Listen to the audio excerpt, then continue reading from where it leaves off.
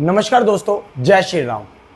दोस्तों, हमारा class 12th का पॉलिटिकल साइंस का chapter 1 the end of bipolarity चल रहा था, जिसमें हमने पढ़ा बच्चों के अभी हमने पढ़ा था सोवियत प्रणाली क्या थी।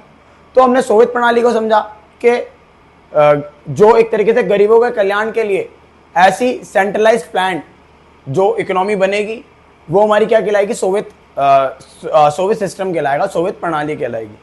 फिर हमने सोवियत प्रणाली की विशेषताएं पढ़ी, जहां पर हमने सारी चीजों के बारे में पढ़ा। ठीक है बच्चों, आज हमारा जो टॉपिक है वो शुरू हो रहा है। हमने इसी प्रकार जैसे आपने देखा शीत युद्ध के आधार पर विश्व दो भागों में विभाजित था, पूर्वी और पश्चिमी भाग में। ऐसे ही कैपिटलिस्ट और सोशलिज्म की वजह से विश्व वैसे भी दो पार्ट में डिवाइड था। पहला बोला गया बच्चों सेकंड वर्ल्ड में बात करेंगे तो eastern European countries which were support socialism, this socialist bloc are called second world. मतलब बच्चों कि जैसे कि मैंने बताया आपको कि जो ऐसे पूर्वी देश, कौन से पूर्वी देश जो कि किसको सपोर्ट करते थे, समाजवाद को सपोर्ट करते थे, इसी समाजवादी खेमे को क्या कहा गया बच्चों, दूसरी दुनिया कहा गया। सेम एज इट इज पहली दुनिया किसको कहा गया बच्चों, फर्स्ट वर्ल्ड किसको कहा गया, western European countries which were support capitalism, वो पश्चिमी देश जो किसको, पूंजीवाद को सपोर्ट करते थे। इसी पूंजीवादी खेमे को क्या कहा गया बच्चों, पहली दुनिया कहा गया। इसमें आने वाले आपको पता ही है कैपिटलिस्ट कंट्रीज। अगर मैं आपको बताऊं तो लास्ट वीडियो के अंदर मैंने आपको मैप दिखाया था, जहां पर मैंने राइट में रेड कंट्रीज थी और लेफ्ट में येलो कंट्रीज थी। जो रेड कंट्रीज हुई वो सारी हमारी क्या हो गई, सेकेंड वर्ल्ड वर्ल्ड हो गई, और जो लेफ्ट वाली येलो कंट्रीज थी वो हमारी क्या हो गई, फर्स्ट वर्ल्ड हो गई।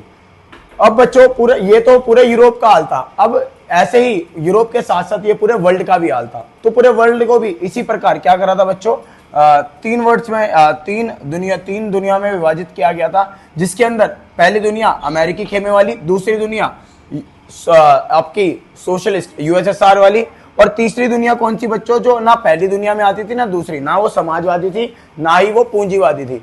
अब ऐसे ही दोनों को अगर मैं हटाऊंगा, ना वो पूंजीवादी रहेगी ना वो समाजवादी रहेगी, तो ऐसी कंट्रीज को हम किस में रखते थे बच्चों, थर्ड वर्ल्ड में रखते थे, और इसको कहते थे नाम नॉन अलाइड मूवमेंट। मतलब ऐसे खेमे जो क्या थे बच्चों, गुट निरपेक्ष थे, मतलब किसी भी गुट में नहीं आते थे। जैसा कि आपने देखा बच्चों, शीत युद्ध के चलते हमारा विश्व तीन भागों में विभाजित हो गया, जिसको कहा गया पहला विश्व, दूसरा विश्व, तीसरा विश्व।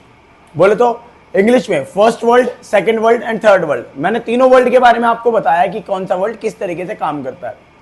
अब बच्चों इन वर्ल्ड के अकॉर्डिंगली अगर मैं आपको बताऊं तो आपको ये मैप दिख रहा होगा।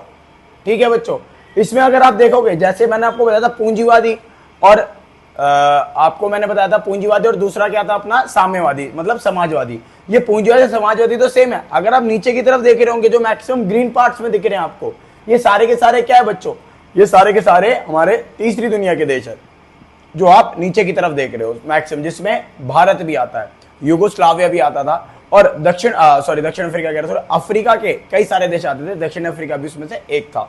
मतलब वो समझ लो बच्चों, उस समय जो हाल ही में आजाद हुए देश थे, उन्होंने एक ग्रुप बनाया और उन सब ने मिलकर क्या करा, तीसरी दुनिया का निर्माण किया, जिसकी लीडरशिप भारत ने भी अच्छी खासी करी थी। अब बच्चों इसका मतलब ये नहीं कि इनका काम युद्ध से दूर रहना था या युद्ध से बिल्कुल ही अलग रहना था। युद्ध में इन्होंने भी पार्टिसिपेशन करा, लेकिन किसमें, कॉम्प्रोमाइजिंग नेचर के बेसिस पे। मतलब इन्होंने क्या करा बच्चों, कॉम्प्रो कराया।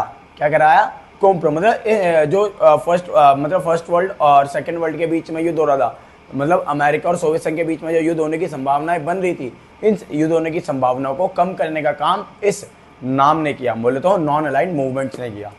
ठीक है बच्चों, अब हमारा नेक्स्ट टॉपिक क्या है, सोशलिस्ट एंड कैपिटलिस्ट इकोनॉमी के बारे में पढ़ने वाले हैं। मतलब यूएसए की और यूएसएसआर की इकोनॉमी की विशेषता या एक तरीके से इनके बीच में डिफरेंस क्या है।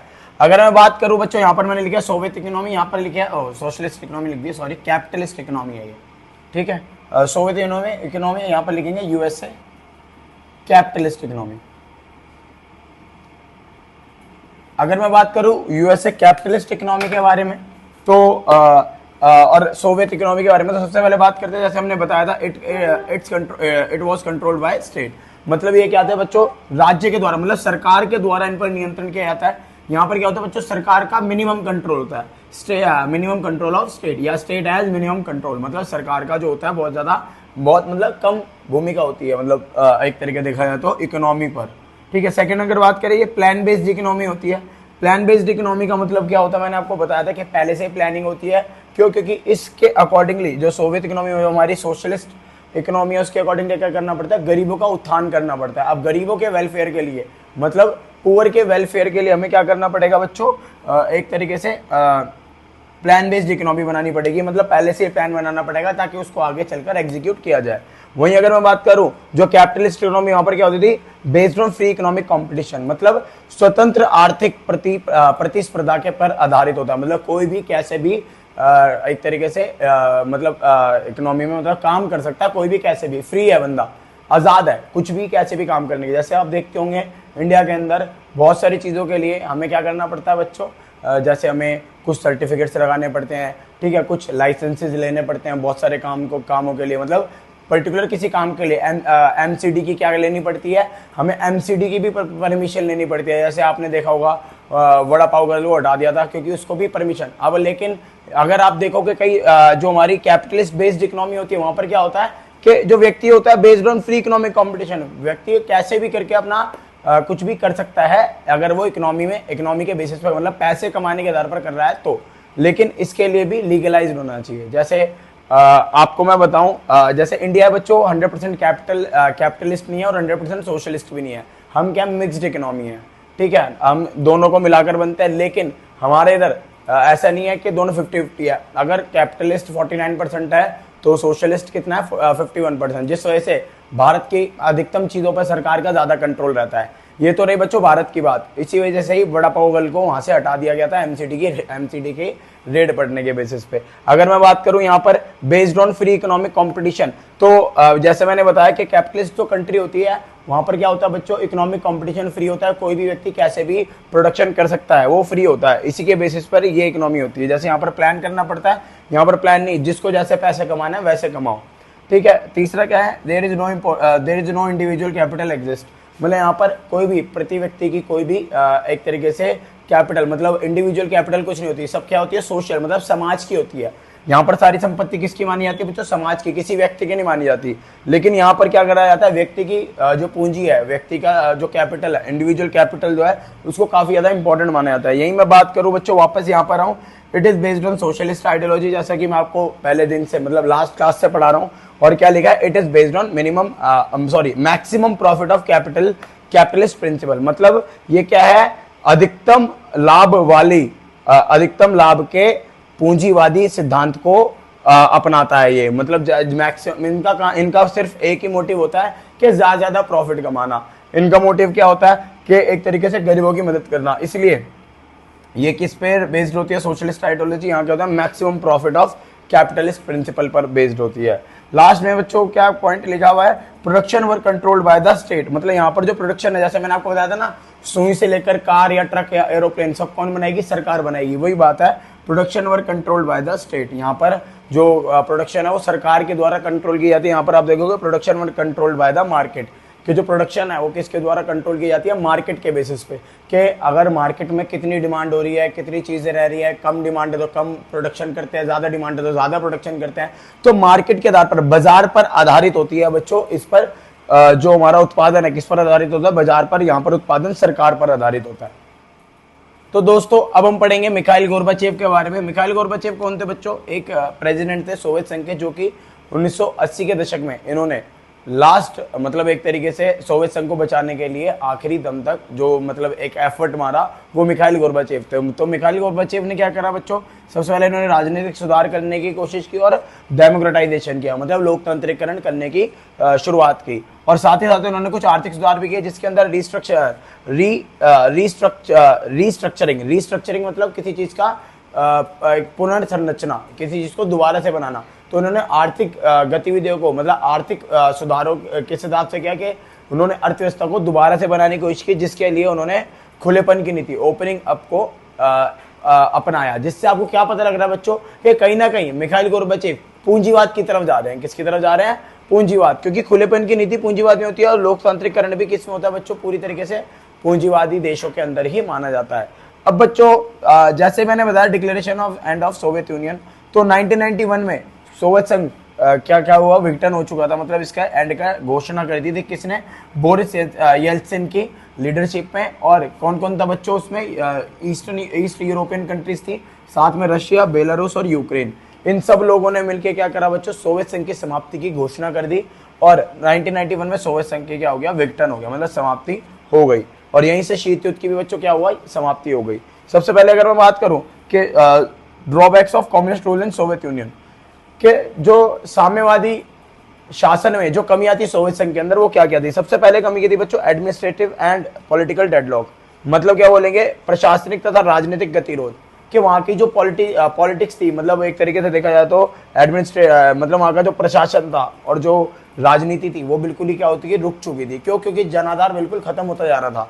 इस वजह से राजनीतिक गतिरोध हुआ, और राजनीतिक गतिरोध के साथ जो प्रशासन था वो बहुत ही गलत तरीके से काम कर रहा था। गलत तरीके से काम मतलब बच्चों corruption, corrupt administration and political structure पूरा का पूरा करप्ट हो चुका था, जिससे जो एक तरीके से अधिकारी थे, अधिकारी वर्ग जितने भी थे सरकारी, वो सारे ढंग से काम नहीं कर रहे थे, जिससे क्या वो बच्चों एडमिनिस्ट्रेटिव एंड पॉलिटिकल डेडलॉक हो गया, मतलब प्रशासनिक तथा राजनीतिक गतिरोध हो गया। Next point, heavy corruption and incapable of correcting mistakes, मतलब क्या बच्चों इसका कि इस समय क्या करा बच्चों, साम्यवादी शासन में क्या हुआ बच्चों, बहुत ही भारी करप्शन मतलब क्या होता है, जैसे कि मैंने आपको बताया भ्रष्टाचार, तो भारी भ्रष्टाचार तथा इनकैपेबल ऑफ करेक्टिंग मिस्टेक, मतलब वो इतने इनकैपेबल हुए कि वो अपनी गलतियों को भी सुधारने का एक तरीके से सक्षम नहीं हो पा रहे थे अपनी गलतियों को सुधारने में। इनकैपेबल ऑफ करेक्टिंग मिस्टेक्स, इतने ज्यादा पिछड़ चुके थे कि वो अपनी गलतियों को सुधारने में सक्षम नहीं थे। सेंट्रलाइज सिस्टम बच्चों, ये भी बहुत बड़ी कमी थी। क्यों, क्योंकि जो सोवियत संघ था एक बहुत ही बड़ा देश था, बहुत ही विशाल देश था। इतने बड़े विशाल देश के अंदर सेंट्रलाइज सिस्टम बोले तो केंद्रीय शासन प्रणाली बहुत ही मतलब एक तरीके से मतलब खतरनाक साबित होती है। कैसे, जैसे इसका सबसे बड़ा एग्जांपल क्या है, सोवियत संघ खुद ही है। ठीक है, क्यों, क्योंकि बच्चों जब बड़ा देश होता है ना तो उसको सेंट्रलाइज नहीं, उसको डिसेंट्रलाइज करना पड़ता है, मतलब उसके अंदर फेडरल सिस्टम स्टेबल करना पड़ता है, मतलब संघवाद को लेकर आना पड़ता है। संघवाद का मतलब जैसे मैंने आपको पहले बताया हुआ है 9th-10th के लेक्चर्स में कि संघवाद क्या होता है, जहां पर केंद्र और राज्य सरकार का शासन होता है उसको संघवाद बोलते हैं। और जब केंद्र सरकार अपनी शक्तियां राज्य सरकार को देती है, when central government transferring their power to state government, that is called decentralisation. इसी को हम सत्ता का विकेंद्रीकरण कहते हैं। और जब हम सारी पावर एक ही जगह रखते हैं सेंट्रल गवर्नमेंट में, तो उसको हम सेंट्रलाइजेशन कहते हैं। अब यहाँ पर क्या था बच्चों, सोवियत संघ इतना बड़ा देश, जैसे आज के टाइम पर रशिया है ना, उसके साथ साथ लगा लो बच्चों 14 देश और थे छोटे छोटे मिला के। इतने बड़े देश के अंदर कोई भी स्टेट गवर्नमेंट नहीं थी, सिर्फ और सिर्फ सेंट्रल गवर्नमेंट थी। अब ये सेंट्रलाइज्ड गवर्नमेंट क्या करती थी बच्चों, इतने बड़े देश के अंदर सही से काम सिर्फ क्या कर सकते हैं, 2 से 3 चीजों पे, जगहों पर 2 से 3 रीजन्स पे ध्यान दे सकती है। एक ये, जैसा कि इस पे इल्जाम भी लगा था सोवियत यूनियन पे कि सिर्फ और सिर्फ रशिया कंट्री पे, रशियन रिपब्लिक पर ही ध्यान देता है। ठीक है, अब इसका रीजन क्या है, क्योंकि सेंट्रलाइज्ड है। अगर ये डिसेंट्रलाइज होती, स्टेट गवर्नमेंट के पास भी पावर्स होती, तो वो अपनी अपनी जगहों का ध्यान रखते हैं। लेकिन यहाँ पर इनकी सबसे बड़ी गलती यही रही कि इन्होंने क्या करा, सेंट्रलाइज सिस्टम को क्या करा, एक्सेप्ट किया।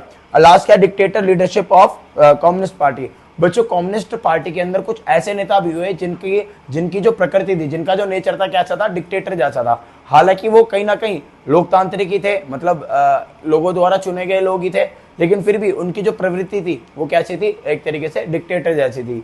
जैसा कि आपने हिटलर को देखा होगा, ठीक है, ऐसे ही एक डिक्टेटर की तरह वो रूल करने वाले थे। हालांकि वो जनता की प्रतिनिधि थे, जनता के लिए ही काम करने वाले, सोशल वेलफेयर, सोशलिज्म पढ़ाया था ना मैंने आपको, समाज कल्याण के लिए कार्य करने वाले और गरीबों की मदद करने वाली विचारधारा होती है, ऐसी सरकार होती है ये। ठीक है बच्चों, तो dictator leadership of communist party, ये जो डिक्टेटर मतलब ऐसे लीडरशिप हो गई थी कि वहां पर ना लोग तानाशाही हो चुके थे शासन प्रणाली में। लास्ट पॉइंट क्या लिखवा है बच्चों मैंने यहाँ पर, पार्टी ऑफिसर्स हैव प्रिविलेजेस। जो पार्टी मतलब कम्युनिस्ट पार्टी के जो ऑफिसर्स थे, अब मैंने आपको क्या बताया था कि हर एक चीज गवर्नमेंट ही संभाल रही थी, तो गवर्नमेंट पार्टी के लोग भी क्या बन गए थे, ऑफिसर्स बन गए थे, वो वहां की चीजों को संभालने के लिए बने हुए थे। तो गवर्नमेंट पार्टी के जो ऑफिसर्स थे बच्चों, इनके पास क्या थे, विशेष अधिकार थे आम लोगों से अधिक। आम लोगों के पास जितने अधिकार होते उससे ज्यादा किनके पास अधिकार थे, पार्टी ऑफिसर्स के पास अधिकार थे। ठीक है बच्चों, तो ये सारी की सारी 5 कमियां हैं, 5 नंबर के क्वेश्चन में आता है।